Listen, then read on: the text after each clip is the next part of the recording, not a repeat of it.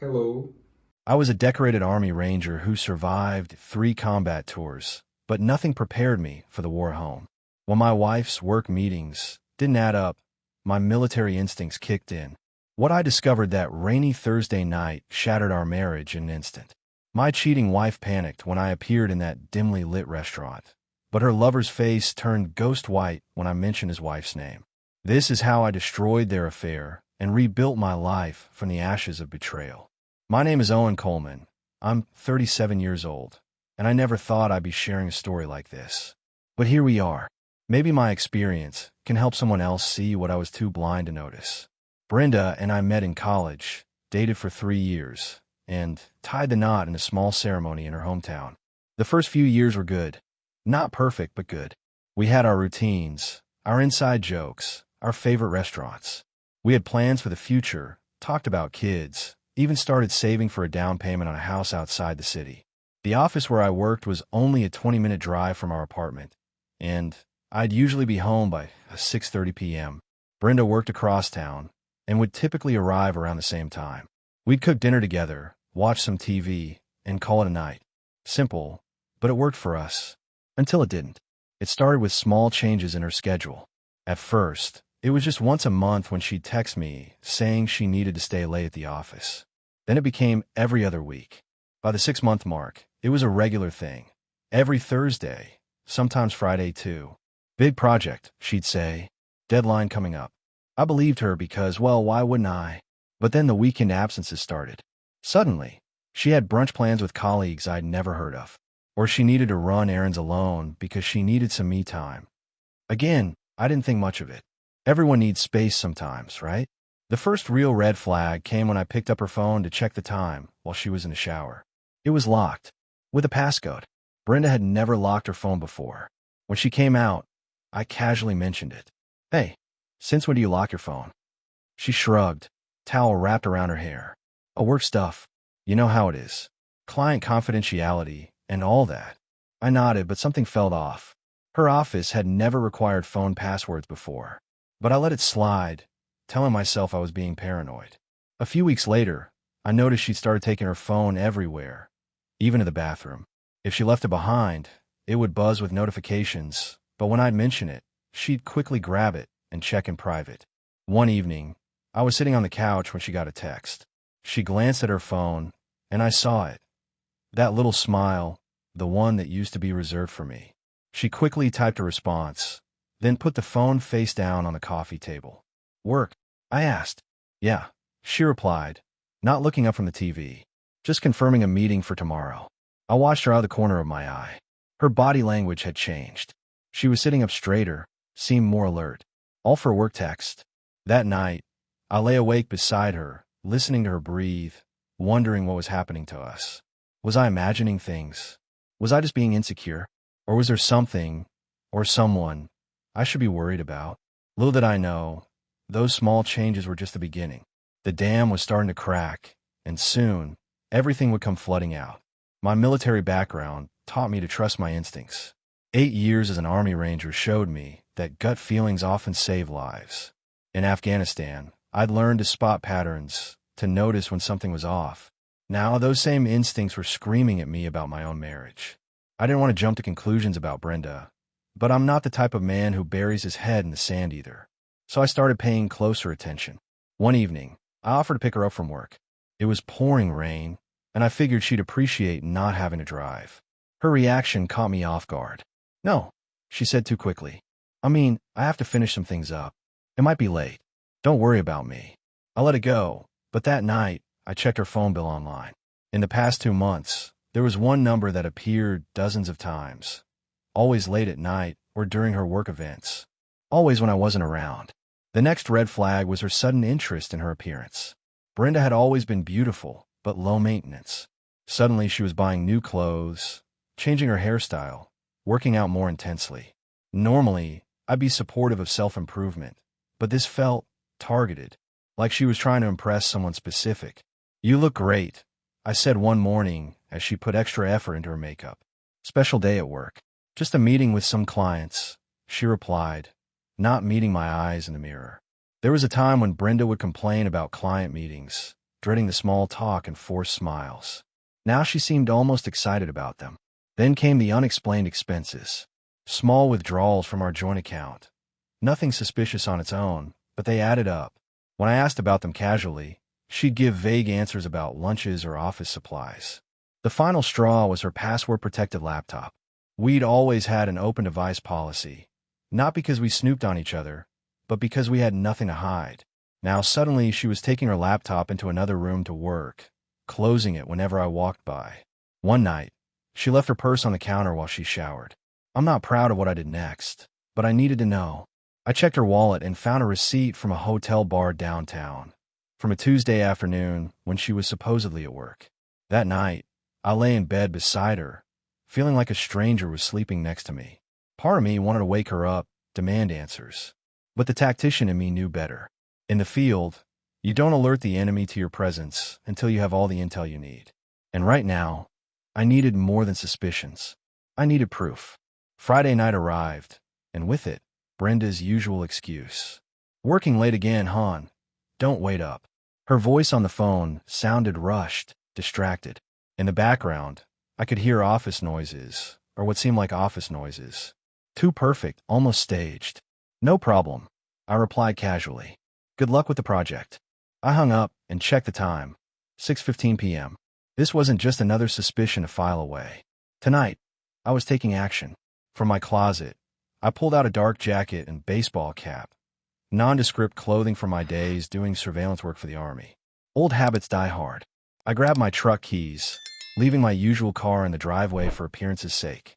My buddy Mike had loaned me his pickup when I mentioned needing to haul some supplies. He didn't need to know the real reason.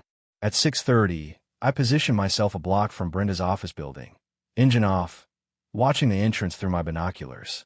The parking lot was half empty, typical for a Friday evening. I spotted Brenda's red Mazda still in its usual spot. At 6:47, she emerged from the building. Not alone. A tall guy in a suit walked close beside her, too close that I recognized him from the last office Christmas party. David something. Marketing department.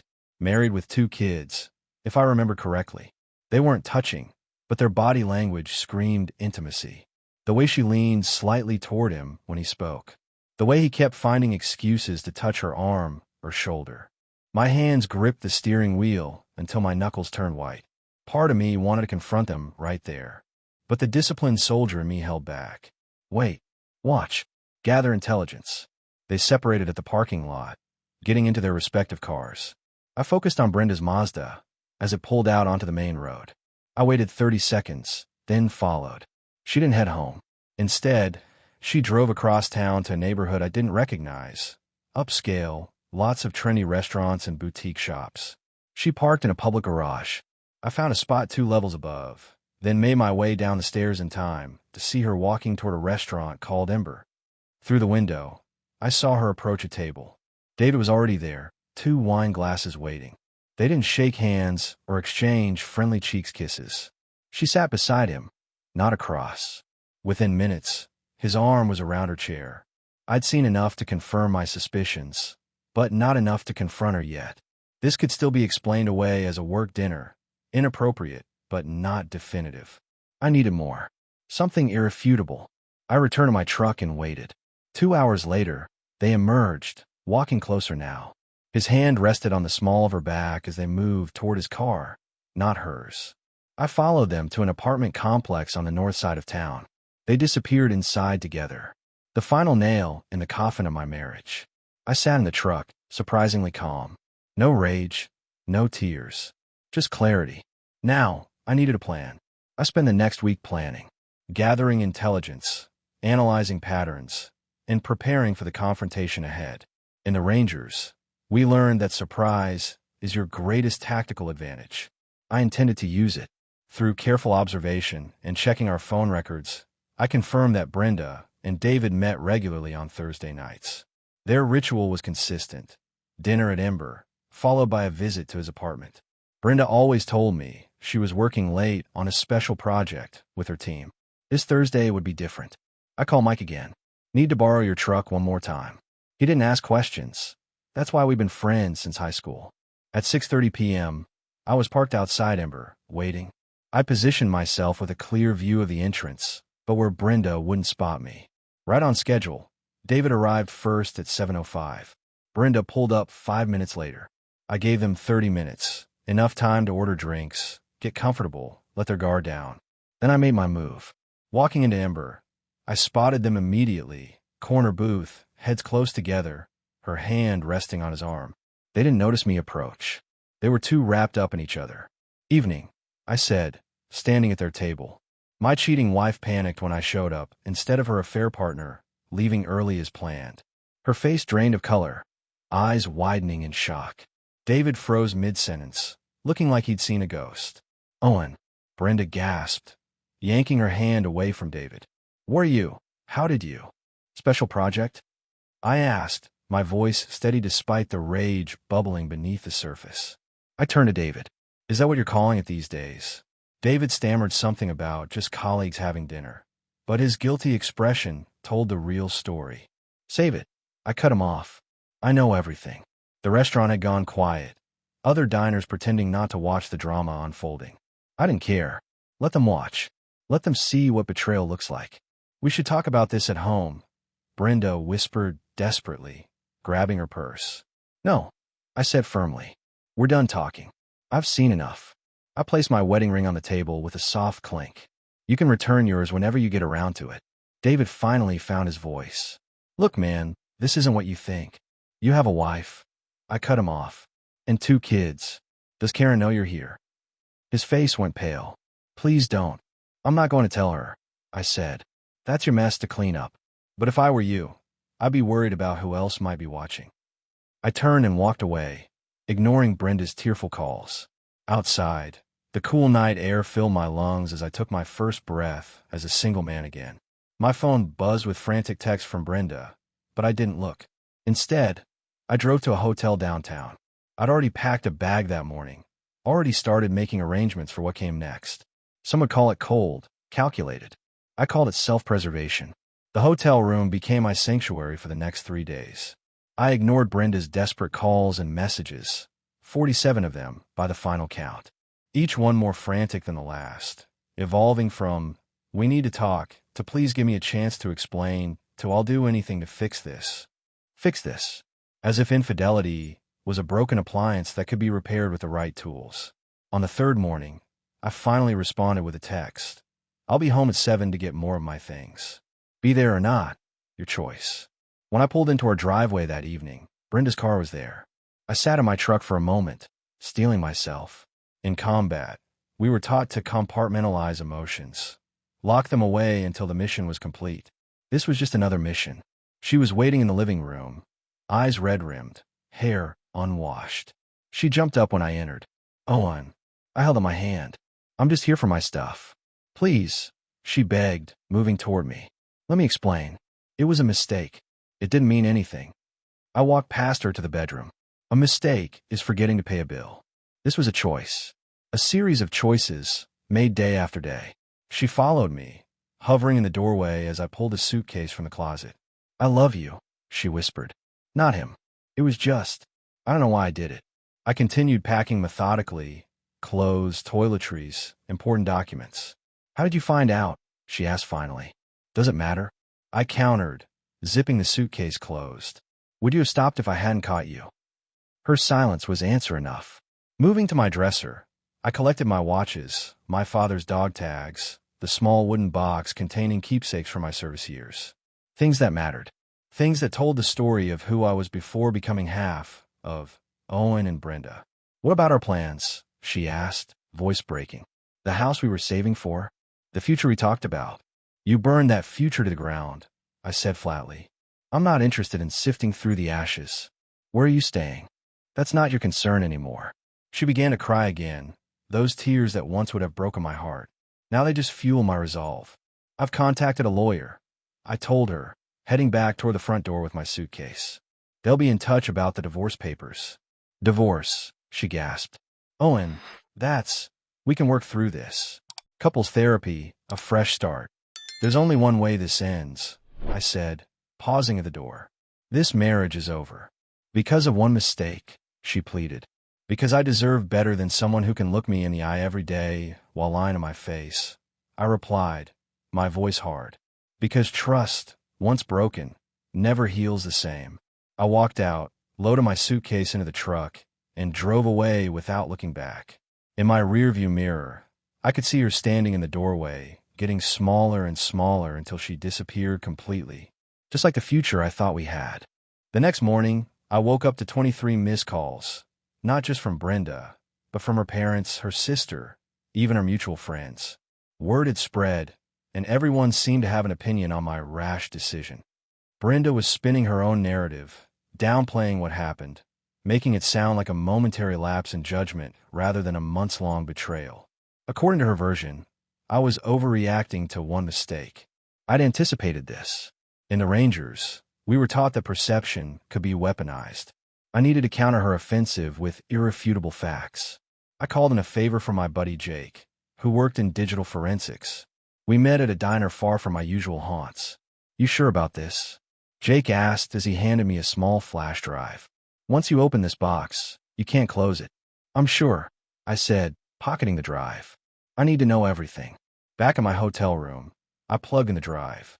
Jake had recovered deleted texts, location data, and emails from the cloud backup of Brenda's phone, information I had legal access to through her shared account. What I found confirmed my worst suspicions. The affair hadn't been a few weeks or even months. It had been going on for over a year. The messages were explicit, detailed, unambiguous. They'd taken a weekend trip to Vancouver while I was at a military buddy's funeral. They'd been planning a future together, one that didn't include me. There were messages about me, too.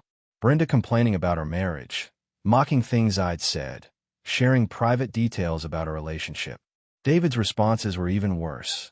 Jokes at my expense, smug satisfaction about taking what was mine. I sat back, oddly calm despite the digital knife twisting in my gut. At least now I had certainty. At least now I had proof. I copied the most damning evidence. Nothing explicit, just enough to prove the duration and seriousness of the affair, and compose an email to Brenda's parents and sister, who had been the most vocal about me, giving her another chance. I understand you've heard Brenda's version of events. Here's the reality. This wasn't one mistake. It was hundreds of deliberate choices over more than a year. I'm sending this not to hurt anyone, but to put an end to the campaign to say a marriage that Brenda herself destroyed long ago. I attached the evidence, took a deep breath, and hit send. Within an hour, the calls from her family stopped. Instead, I received a single text from her father. I'm sorry, son. We didn't know. My phone rang again. Brenda. This time I answered. You had no right, she hissed, her voice trembling with rage. You left me no choice, I replied calmly. You weren't just cheating on me. You were trying to rewrite what happened. I'm not letting you turn me into the villain of your story. Those were private. Nothing in a marriage is private. I cut her off, especially not its destruction. The line went silent for so long I thought she'd hung up. What do you want? She finally asked, her voice hollow. A clean break, I answered. No more lies. No more games. Just sign the papers when they come. 2 weeks after exposing Brenda's affair to her family, my lawyer called to inform me the divorce papers were ready. I'd opted for a straightforward approach, equal division of assets, no alimony either way, clean break. My only non-negotiable was keeping my military pension entirely mine. She might fight this, my lawyer warned. Technically, she's entitled to a portion of your pension. She can try, I replied, but she won't win. I was staying at Mike's lake house now. He'd offered it while he was deployed overseas, a perfect sanctuary to regroup. I spent my days fishing, working out, and planning my next chapter. I'd already interviewed for a security consulting position in Colorado, far from the memories haunting me in Washington. The divorce papers had been delivered to Brenda that morning. I expected anger, perhaps more damage control. What I didn't expect was for her to show up at the lake house that evening.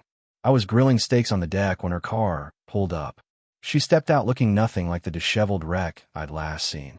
This Brenda was polished, composed, dressed in the blue sundress I'd always liked. How did you find me? I asked as she approached. Mike's wife told me. She stopped at the bottom of the deck stairs. Can we talk? Against my better judgment, I nodded toward the patio table. She sat down, declining my automatic offer of a beer. I got the papers, she said simply. And I don't want a divorce. She met my eyes steadily. I want to fight for us. I turned back to the grill, flipping the steaks to hide my disbelief. There is no us anymore, Brenda. There could be, she insisted. People make terrible mistakes, Owen. They rebuild from them too. I sat across from her, keeping the table between us. This wasn't a mistake. It was a campaign of deception that lasted over a year. I've ended it completely with David, she said. He's transferring to another office. I've started therapy to understand why I did what I did. I'm taking responsibility, Owen. Good for you, I said flatly. That's a healthy step. For you. She reached across the table for my hand. I pulled back. I know what I did was unforgivable, she continued, undeterred. But I'm asking you to try. Remember our vows? For better or worse. This isn't worse, Brenda. This is betrayal. This is you and another man laughing at me behind my back. Tears welled in her eyes. I never laughed at you. Those messages. I was trying to convince myself I wasn't making a horrible mistake. Trying to justify what couldn't be justified. For a moment, I almost wavered. The woman across from me looked like the Brenda I'd fallen in love with. Sincere, vulnerable, her heart on her sleeve. How can I prove to you that I want to make this right? She asked softly. I considered the question seriously. You can't. Some things can't be undone. You forgave soldiers who made mistakes in combat, she pressed. You believe in second chances. Combat mistakes aren't betrayals, I countered. And I never trusted those soldiers the same way again. Her expression hardened slightly. So that's it. Years together, thrown away. You threw them away. I corrected her. One decision at a time, for over a year. I'm just acknowledging what's already broken. She stood, finally accepting defeat. I'll always love you, Owen. I believe you think that's true, I replied, not unkindly. Sign the papers, Brenda. Let's at least end this with dignity. As her car disappeared down the gravel drive, I realized I felt nothing but relief. The steaks were overcooked, but somehow I didn't mind at all. A manila envelope arrived at Mike's lake house a week later. Inside were the divorce papers, signed by Brenda. No note, no last plea for reconciliation, just her signature on the dotted line. I felt a weight lift from my shoulders as I forwarded them to my lawyer. That evening, I stood on the deck watching the sunset reflect off the lake, beer in hand, contemplating the end of a chapter one never expected to close this way. My phone buzzed with a text from an unknown number. It's David. Can we meet? I owe you an explanation. My first instinct was to block the number. What possible explanation could justify what he'd done? But curiosity got the better of me. Riverside Diner. Tomorrow. Noon. You get 15 minutes. The next day, I arrived early, chose a booth with a clear view of the entrance and exits. Old habits die hard. David walked in at 12:05, looking haggard and nervous. He'd lost weight since I'd last seen him at Ember. Thanks for meeting me, he said, sliding into the booth. 14 minutes left, I replied coldly. He nodded, accepting the terms. Karen left me. Took the kids to her parents in Oregon. Am I supposed to feel sorry for you? No, he said quickly. You're supposed to understand I know exactly what I've lost. Just like you do. I leaned back, arms crossed. Say what you came to say. David exhaled slowly. I want to tell you that Brenda tried to break it off multiple times. She'd feel guilty, in things, then I'd pursue her again. I manipulated her, used her insecurities. I'm not excusing what she did, but I was the aggressor. That changes nothing, I stated flatly. I know, he agreed. But you should know she did love you. She talked about you constantly, even when we were together, about how much she respected your integrity, your loyalty, the very thing she was betraying. I remained silent, unwilling to give him the absolution he clearly sought. I also wanted to tell you this wasn't her pattern, he continued. I checked her background when we first got involved. There were no other affairs. This was the only time she strayed. You investigated my wife, I asked incredulously. He had the decency to look ashamed. I was trying to protect myself, make sure she wasn't a habitual cheater. The irony was almost laughable. Your 15 minutes are up, I said, standing. David reached into his pocket and pulled out a flash drive. Everything's on here. All our emails, messages, everything. Delete it, keep it, whatever you want. I don't deserve to hold on to any of it. I took the drive without comment and walked out. In my truck, I sat staring at the small device in my palm. Did I need more evidence of Brenda's betrayal? More salt for the wound. I rolled down my window and flicked the flash drive into a nearby dumpster. I didn't need David's confession or his evidence. I had made my decision, and nothing would change it. That night, I accepted the job offer in Colorado. It was time to move forward, not dwell in the ruins of what once was. Colorado greeted me with clear mountain air and anonymity, exactly what I needed. The security consulting firm had set me up with a comfortable apartment in Denver with views of the Rockies. My first week was packed with training and introductions, leaving little time to dwell on the past. I'd been there a month when I received an email from Mike. Thought you should know, Brenda's leaving Washington. Took a job in Chicago. I read the message twice, surprised by my lack of reaction. No pain, no regret, just acknowledgement of information. Progress, I supposed. That weekend, I decided to explore my new home state, driving into the mountains with hiking gear and a cooler of supplies. The trail I chose was challenging, steep inclines, narrow paths along ridges, spectacular views that required effort to reach. My kind of hike. For hours in, I stopped at a scenic overlook to catch my breath. A woman was already there, her back to me as she photographed the valley below. Quite a view, I commented, keeping a respectful distance. She turned, lowering her camera. Worth every step of the climb. Her name was Allison, a geology professor at the University of Colorado. She'd moved from Texas 2 years prior, drawn by the mountains and research opportunities. We ended up hiking the remaining trail together, conversation flowing easily. "You're new to Colorado," she observed as we descended. Not a question, but an accurate assessment. "That obvious?" She smiled. "You're still marveling at things locals take for granted." "It's refreshing, actually." At the trailhead, I found myself reluctant to end our conversation. "There's a decent cafe in town, if you'd like to grab some coffee."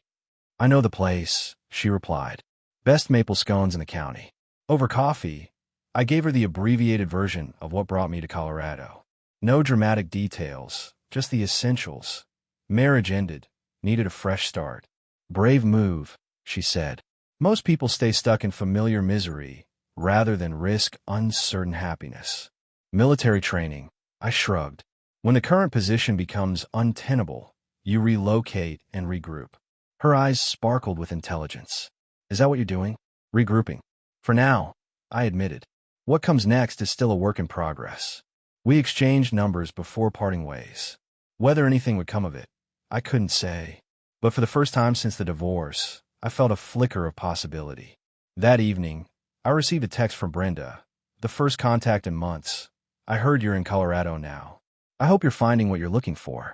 For what it's worth, I'm sorry for everything." I stared at the message for a long time before typing a simple reply. "I wish you well in Chicago." And surprisingly, I meant it. The rage that had once consumed me had faded, leaving not forgiveness exactly, but a kind of detached peace. Her actions had shaped my path, but they no longer defined it. The next morning, I woke early and headed to a real estate office I'd noticed downtown. It was time to stop thinking of Colorado as a refuge and start seeing it as home. Time to build something permanent again, this time on a stronger foundation. The mountains outside my window weren't just an escape anymore. They were promise. Of challenge, of beauty, of heights still to climb. 1 year to the day after I discovered Brenda's affair, I stood on the deck of my new mountain home, watching the sunrise paint the Rockies in shades of gold and amber. The cabin had been a fixer-upper, work I'd embraced as both therapy and investment. Now it was mine, rebuilt on my terms, much like my life. My phone buzzed with a text from Allison. "Still on for dinner tonight? Mom's excited to meet you." Meeting her parents, a step I hadn't anticipated taking again. Yet here I was, 6 months into a relationship built on honesty and mutual respect. Allison knew my story, had given me space when I needed it, challenged me when I tried to retreat behind walls built from past betrayals. "Wouldn't miss it," I replied, "just finishing up some paperwork first." The paperwork in question sat on my desk inside. Final documents from the security firm confirming my promotion to regional director. My team had quickly become the company's top performers, handling contracts for everything from corporate security assessments to specialized training for private clients. As I signed the acceptance letter, I reflected on how much had changed in a year. The pain that once consumed me had faded to an occasional dull ache, a reminder of lessons learned rather than wounds still healing. I'd received a Christmas card from Brenda 2 months ago. She'd remarried, found a good position in Chicago, seemed happy. I felt nothing but a detached kind of goodwill toward her. The chain of anger that once bound us had broken, setting us both free. That evening, as Alice and I drove to her parents' home, she reached over and squeezed my hand. "Penny for your thoughts," she said. "You've been quiet today." "Just thinking about patterns," I replied. "How easy it is to miss them until you step back far enough to see the whole picture." "And what pattern are you seeing now?" she asked, genuinely curious. "That trust isn't naive," I said after a moment. "It's a choice you make with open eyes. And when it's broken, you don't have to let it break you too." She smiled, understanding more than I'd said. Pretty profound for a security expert. Rangers are philosophical that way, I joked. Later that night, after a successful dinner with her parents, we walked along a trail near their home, the moon bright enough to light our path. "I have something for you," Allison said, pulling a small box from her pocket. An anniversary gift, of sorts. Inside was a compass, beautifully crafted, with an inscription on the back. "Not all who wander are lost. For your hiking adventures," she explained. "And maybe as a reminder that sometimes the difficult paths lead to the best destinations." I pulled her close, overwhelmed by the simple thoughtfulness of the gift, and by how accurately it represented my journey. If there's one lesson I've learned from all of this, it's that betrayal doesn't define you unless you let it. The map of my life had been redrawn, unexpected detours included, but the direction was clear now. Forward. Always forward. And for the first time in longer than I could remember, I was genuinely excited to see where the path would lead. Bye.